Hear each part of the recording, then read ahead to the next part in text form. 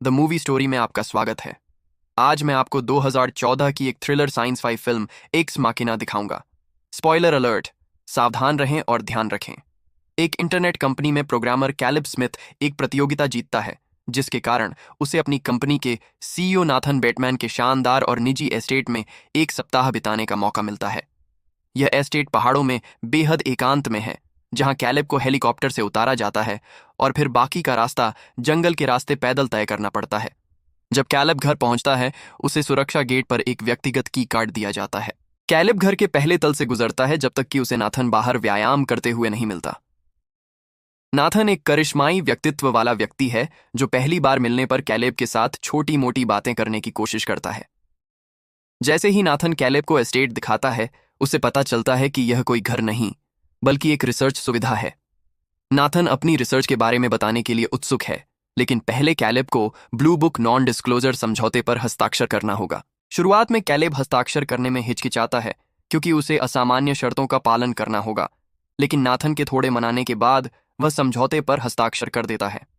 हस्ताक्षर करने के बाद नाथन कैलेब से पूछता है कि क्या वह ट्यूरिंग टेस्ट के बारे में जानता है। कैलेब का कहना है कि अगर कोई इंसान यह नहीं जान पाता कि वह किसी कंप्यूटर के साथ बातचीत कर रहा है, तो वह कंप्यूटर टेस्ट पास कर लेता है और उसमें कृत्रिम बुद्धिमत्ता एआई होती है। नाथन फिर कैलेब को बताता है कि वह ट्यूरिंग टेस्ट में मानव घटक होगा, यह निर्धारित करने के लिए कि नाथन द्वारा बनाई गई एआई एवा टेस्ट पास कर सकती है या नहीं। कैलेब इस प्रोजेक्ट से मोहित हो जाता है और कहता है कि अगर यह पास हुआ तो यह देवताओं का इतिहास होगा। पहले सत्र से पहले कैलेब उस कमरे के बाहर के क्षेत्र की जांच करता है जिसमें एवा को रखा गया है। वह प्रबलित कांच की दीवार में एक दरार नोटिस करता है जो उसे और एवा को अलग करती है। ऐसा लगता है कि एवा अपने कमरे से भागने की कोशिश कर रही थी। कैलेब ऊपर देखता है और एवा को अपनी दृष्टि में आते हुए देखता है। उसके पास एक महिला का चेहरा और हाथ है, लेकिन शरीर एक मशीन का है। एवा कैलेब का अभिवादन करती है और बताती है कि उसने पहले कभी किसी से नहीं मुलाकात की, केवल नाथन से। वह उससे पूछती है कि क्या उसने कई नए लोगों से मुलाकात की है, और वह जवाब देता है, तुम्हारे जैसे कोई नहीं।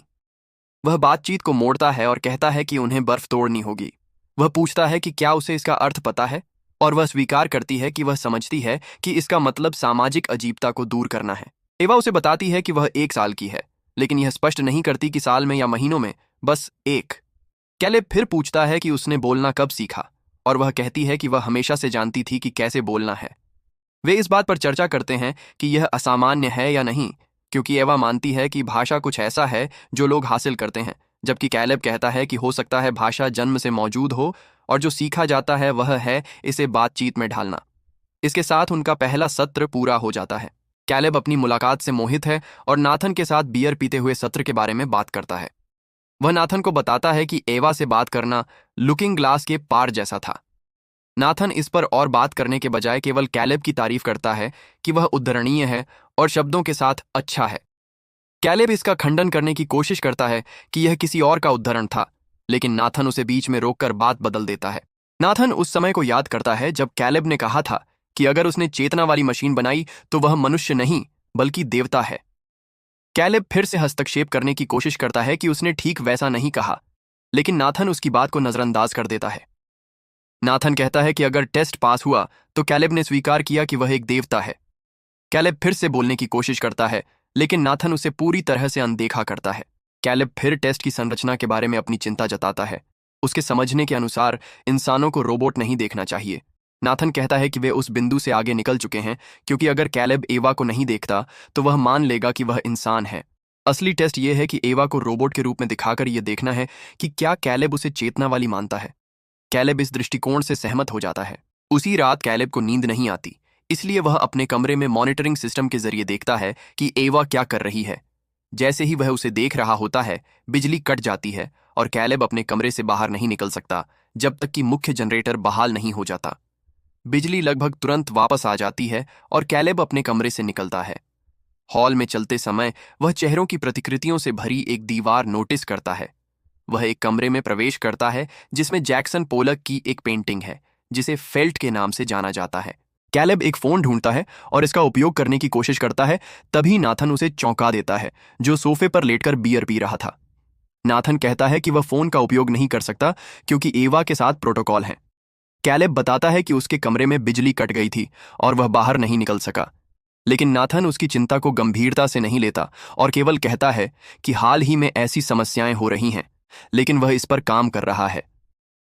इस छोटी बातचीत से असहज होकर कैलेब अपने कमरे में वापस चला जाता है। अगली सुबह एक महिला बिना बताए कैलेब के कमरे में आती है और बिना कुछ कहे या आंखें मिलाए कॉफी की प्लेट छोड़कर चली जाती है। कैलेब बाहर जाता है जहां नाथन वजन उठा रहा है।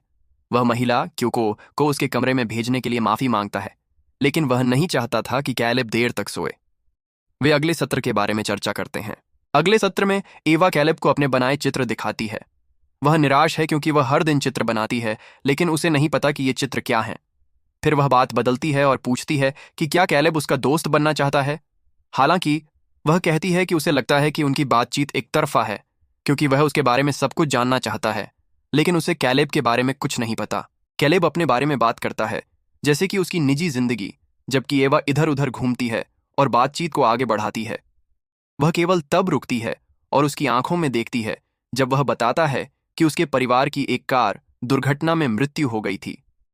वह बताता है कि वह उस कार में था और उसे लंबे समय तक अस्पताल में रहना पड़ा।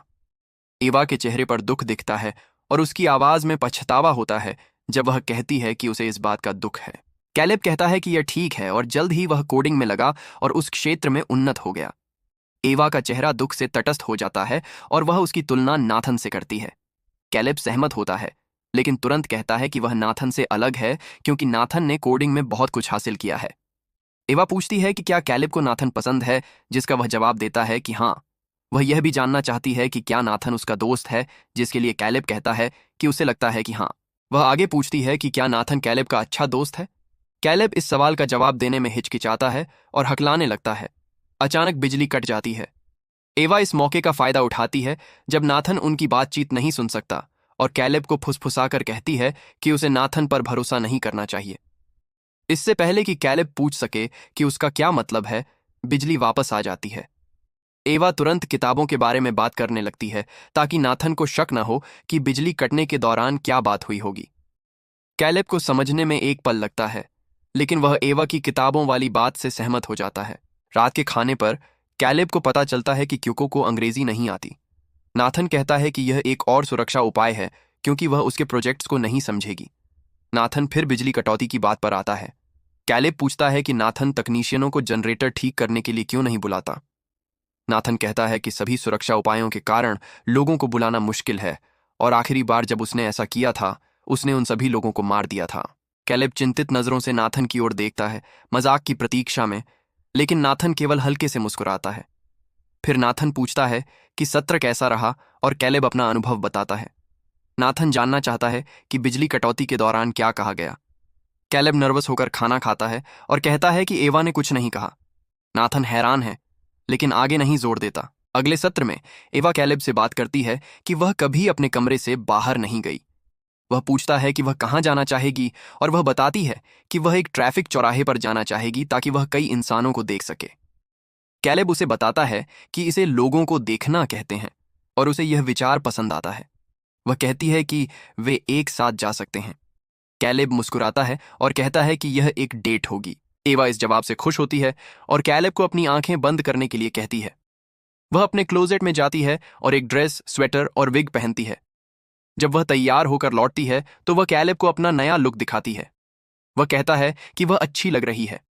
एवा खुश होती है और कहती है कि वह उनकी डेट पर यही पहनेगी। कैलेब एवा के पिछले सत्र में कही गई बातों और किए गए कार्यों से भ्रमित है। वह नाथन से पूछता है कि उसने एआई को कामुकता क्यों दी और उन्हें लिंग की जरूरत नहीं है। नाथन बताता है कि लिंग और कामुकता प्रकृति का हिस्सा है। कैलेब को नाथन का तर्क समझ नहीं आता और वह इस विषय पर बहस करता है। कैलेब नाथन पर आरोप लगाता है कि उसने एवा को उसके प्रति आकर्षित होने के लिए प्रोग्राम किया। नाराज होकर नाथन कैलेब को एक और कमरे में ले जाता है जहां एक बड़ी अमूर्त पेंटिंग दीवार पर प्रदर्शित है। नाथन प्रसिद्ध चित्रकार जैक्सन पोलक की तकनीकों का वर्णन करता है। अपनी बात के अंत में वह कैलेब से पूछता है कि अगर पोलक ने अपनी तकनीकों का पालन नहीं किया होता तो क्या होता। कैलेब जवाब देता है कि पोलक ने कभी पेंटिंग नहीं बनाई होती। नाथन उत्साह से सहमत होता है और पोलक की तकनीकों की तुलना टेस्ट से करता है, ये कहते हुए कि अगर उसने हर कदम और प्रक्रिया के बारे में सोचा होता तो वह सफल नहीं होता। नाथन शांत होता है और कैलेब को बताता है कि उसने एवा को उसके प्रति आकर्षित होने के लिए प्रोग्राम नहीं किया और वह उसका दिखावा नहीं कर रही। चौथे सत्र में कैलेब अपने कॉलेज के एआई कोर्स में किए गए एक प्रयोग को याद करता है जिसे Mary in the black and white room कहा जाता है। वह एक वैज्ञानिक की कहानी बताता है जो रंगों में विशेषज्ञ थी, लेकिन उसने कभी रंग नहीं देखा क्योंकि वह एक काले और सफेद कमरे में रहती थी। वह वहां पैदा हुई थी और हमेशा अकेली थी। जब वह पहली बार बाहर निकली तो उसे अंततः पता चला कि रंग कैसा महसूस होता है। जैसे ही कैलेब कहानी सुनाता है, एवा उस वैज्ञानिक से जुड़ाव महसूस करती है और खुद को एक काले और सफेद दुनिया में अकेले की कल्पना करती है। कहानी खत्म करने के बाद कैलेब एवा को बताता है कि Mary in the black and white room एक मशीन है और इंसान वह है जो बाहर निकलता है। एवा केवल कैलेब को गंभीरता से देखती है। फिर कैलेब उसे बताता है कि उसे टेस्ट करने के लिए लाया गया था। वह पूछती है कि क्या उसे यह पता था, जिसका जवाब वह देती है कि नहीं, लेकिन उसे इस जानकारी से दुख होता है। बिजली कट जाती है और कैलेब इस मौके का फायदा उठाकर पूछता है कि उसने उसे नाथन पर भरोसा न करने के लिए क्यों कहा। वह जवाब देती है कि नाथन हर चीज के बारे में झूठ बोलता है। कैलेब अभी भी भ्रमित है कि इतनी बिजली कटौती क्यों हो रही है और मानता है कि नाथन इसे आयोजित कर रहा है। हालांकि एवा उसे बताती है कि वह खुद बिजली कटौती का कारण बन रही है, क्योंकि वह खुद को चार्ज करते समय बिजली के प्रवाह को उलट सकती है। कैलेब को समझ आता है कि वह लॉटरी जीतकर संयोग से एस्टेट में नहीं आया, बल्कि उसे चुना गया था। कैलेब एक झरने के पास हाइक के दौरान नाथन से इस बारे में सामना करता है। नाथन कहता है कि उसने कैलेब को चुना क्योंकि वह जानता था कि वह सही सवाल पूछेगा, क्योंकि जैक्सन पोलक की पेंटिंग वाले कमरे में खड़ी होकर उसे देख रही है। कैलेब अंदर आता है और उसका ध्यान आकर्षित करने की कोशिश करता है। वह उसके पास जाता है, उसके कंधों पर हाथ रखता है और पूछता है कि नाथन कहाँ है। वह समझती नहीं दिखती और कैलेब को देखती रहती है। वह नाथन के बारे में पूछता रहता है। तभी क्योंकि अपनी ब्लाउज के बटन खोलना शुरू करती है, लगातार कैलेब को देखते हुए। हैरान कैलेब उसे रोकने के लिए कहता है, लेकिन क्योंकि नहीं सुनती। नाथन आराम से अंदर आता है और कैलेब को याद दिलाता है कि वह उससे बात करने में अपना समय बर्बाद कर रहा है, लेकिन वह उसके साथ नाचने में समय बर्बाद नहीं करेगा। कमरा लाल रोशनी से भर जाता है, संगीत शुरू होता है और क्योंकि नाचने लगती है। नाथन भी एक कोरियोग्राफ्ड डांस में उसके साथ शामिल हो जाता है, जबकि कैलेब उन्हें पागलपन की तरह देखता है। अगले सत्र में एवा कैलेब से कई सवाल पूछती है। शुरू में सब कुछ ठीक लगता है, जब तक कि वह पूछती नहीं कि अगर वह टेस्ट में फेल हो गई तो उसका क्या होगा। उसके पास कोई सीधा जवाब नहीं है। बिजली कट जाती है और एवा पूछती है कि क्या कैलेब उसके साथ रहना चाहता है। वह उसे जवाब देने का मौका नहीं देती और कहती है कि वह उसके साथ बाहर रहना चाहती है। कैलेब और नाथन कुछ ड्रिंक्स ले रहे हैं और एवा के बारे में बात कर रहे हैं, जब कैलेब को पता चलता है कि नाथन एवा के बाद एक और मॉडल बनाने जा रहा है। नाथन प्रक्रिया का वर्णन करता है, जिसमें वह उसका दिमाग डाउनलोड करेगा और डेटा को अनपैक करेगा, साथ ही उसकी यादों को मिटा देगा और वहीं शरीर रखेगा। कैलेब को एहसास होता है कि यह प्रक्रिया अनिवार्य रूप से एवा को नष्ट कर देगी। वे सुविधा के अंदर लौटते हैं, जहां नाथन सोफे पर लेटकर पीने लगता है। कैलेब उसे दूसरी तरफ से देखता है। जब नाथन नशे में धुत होकर बेहोश हो जाता है, कैलेब उसका की कार्ड लेता है और नाथन के कंप्यूटर पर जाता है। वह पुराने वीडियो फुटेज देखता है, जिसमें नाथन ने एवा से पहले अन्य एआई मॉडल बनाए थे। फुटेज में नाथन विभिन्न महिला रोबोट्स के साथ दिखता है। आखिरी रोबोट नाथन पर चिल्लाते हुए दिखती है, पूछती है कि वह वहां क्यों है। वह अपने हाथों से दरवाजे पर तब तक मारती है जब तक कि उसके हाथ पूरी तरह से टूट नहीं जाते। कैलेब इस दृश्य से स्तब्ध रह जाता है, क्योंकि बिस्तर पर बिना कपड़ों के लेटी है। जब कैलेब कमरे में आता है, वह क्लोजेट्स की ओर जाता है और प्रत्येक को खोलता है, जिसमें अन्य एआई मॉडल्स दिखते हैं। नाथन जागता है और महसूस करता है कि कैलेब कमरे से चला गया है। क्योंकि समझ जाती है कि कैलेब को सच्चाई पता चल गई है और अपनी कृत्रिम त्वचा को हटाकर खुलासा करती है कि वह भी एक रोबोट है। नाथन घर में ठोकर खाता हुआ अपने बेडरूम की ओर जाता है। जब वह एक दरवाजा खोलने की कोशिश करता है तो उसे अपना की कार्ड नहीं मिलता और वह सोचता है कि उसने इसे खो दिया है। वह जमीन पर गिर जाता है। बिजली से चलने वाला दरवाजा खुलता है और कैलेब बाहर निकलता है। नाथन उसे बताता है कि उसने अपना की कार्ड खो दिया। कैलेब नाथन के पास घुटनों के बल बैठता है। की कार्ड उसके हाथ में होता है और वह कहता है कि नाथन ने इसे गिरा दिया था। नाथन इतना नशे में है कि वह इस चाल में फंस जाता है। उस रात कैलेब को नींद नहीं आती। वह पिछले घटनाओं को याद करता है। क्यूको का चित्र उसके दिमाग में बार बार आता है। वह बाथरूम में जाता है और आईने के सामने खड़ा होता है। वह अपनी त्वचा को महसूस करता है और अपने चेहरे को देखता है। वह अपना शेविंग रेजर लेता है और एक ब्लेड निकालता है। वह ब्लेड को अपनी कलाई पर रखता है और खुद को काटता है, जिससे एक गहरा घाव बन जाता है। वह घाव के अंदर की जांच करता है, यह सुनिश्चित करने के लिए कि वह वास्तव में इंसान है और एआई नहीं। कैलेब इस स्थिति से पूरी तरह से निष्प्रभावित रहता है और अपने खून को पूरे आईने पर मल देता है। वह आईने को देखता रहता है। एआई की सच्चाई ने उसे यह समझने में उलझन में डाल दिया है कि क्या वास्तविक है और क्या मशीन। जैसे ही वह आईने को देखता है, गुस्सा उसे भर लेता है और वह आईने को मुक्का मार देता है। आईना एक और कैमरा था और क्योंकि स्क्रीन के दूसरी तरफ थी, जो कैलेब ने अपने साथ क्या किया उसे देख रही थी। अगले सत्र में कैलेब एवा को संकेत देता है कि वह बिजली बंद कर दे। एवा बिजली बंद करती है और कैलेब की बात सुनती है कि नाथन की योजना उसे रीप्रोग्राम करके उसे व्यावहारिक रूप से मार डालने की है। एवा डर जाती है और उसकी मदद मांगती है। वह उसे बताता है कि वे तब तक इंतजार करेंगे जब तक नाथन नशे में धुत होकर बेहोश नहीं हो जाता। फिर कैलेब नाथन का की कार्ड लेगा और सुरक्षा प्रोटोकॉल को रीप्रोग्राम करेगा। वह इसे इस तरह बदलेगा कि बिजली कटने के दौरान दरवाजे बंद न रहें बल्कि खुल जाएं। एवा को रात 10 बजे बिजली कटौती शुरू करनी होगी और वह ऐसा करने के लिए सहमत हो जाती है। अगली सुबह नाथन रसोई में आता है और कैलेब का अभिवादन करता है। वह कैलेब को याद दिलाता है कि यह उसका आखिरी दिन है और हेलीकॉप्टर अगली सुबह उसे लेने आएगा। नाथन कहता है कि उसे कैलेब को अपने एस्टेट में रखकर मजा आया। कैलेब खुशी खुशी उसकी मेहमान नवाजी के लिए धन्यवाद देता है। वह फ्रिज की ओर जाता है और नाथन के लिए एक ड्रिंक निकालता है। वह नाथन को उसकी ठहरने की खुशी में ड्रिंक देने की कोशिश करता है, लेकिन नाथन मना कर देता है। कैलेब हैरान है कि नाथन ड्रिंक नहीं चाहता और उसे बियर ऑफर करता है, लेकिन नाथन फिर भी मना कर देता है। नाथन कहता है कि वह बहुत ज्यादा पी रहा था और अब डिटॉक्स करना चाहता है। कैलेब हार मान लेता है और अकेले पीता है।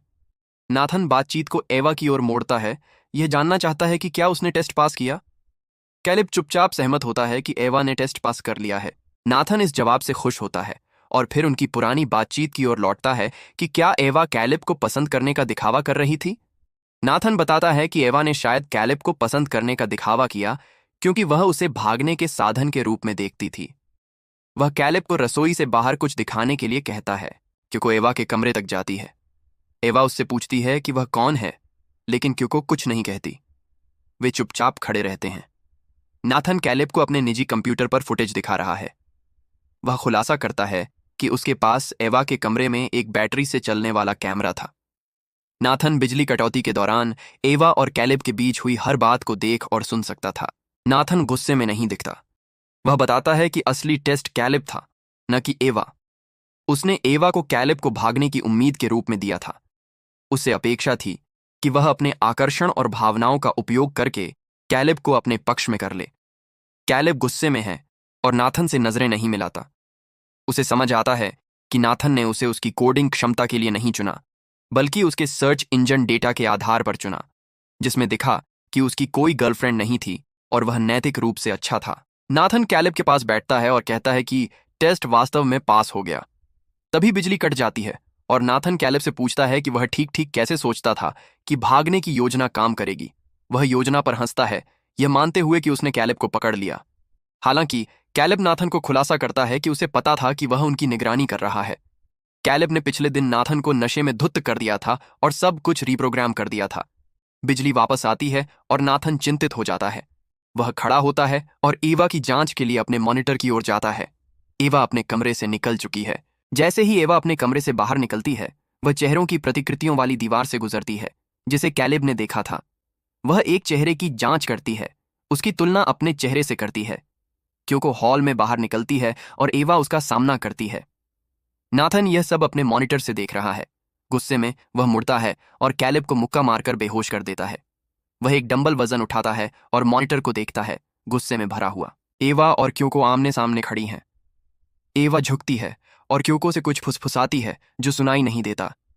एवा क्योको का हाथ पकड़ती है, जबकि क्योको अपने दूसरे हाथ में एक चाकू रखती है। दोनों महिलाएं एक दूसरे को समझदारी से देखती हैं। तभी नाथन हॉल में आता है। दोनों महिलाएं उसकी ओर देखती हैं, लेकिन कुछ नहीं कहती। वह एवा को अपने कमरे में वापस जाने का आदेश देता है।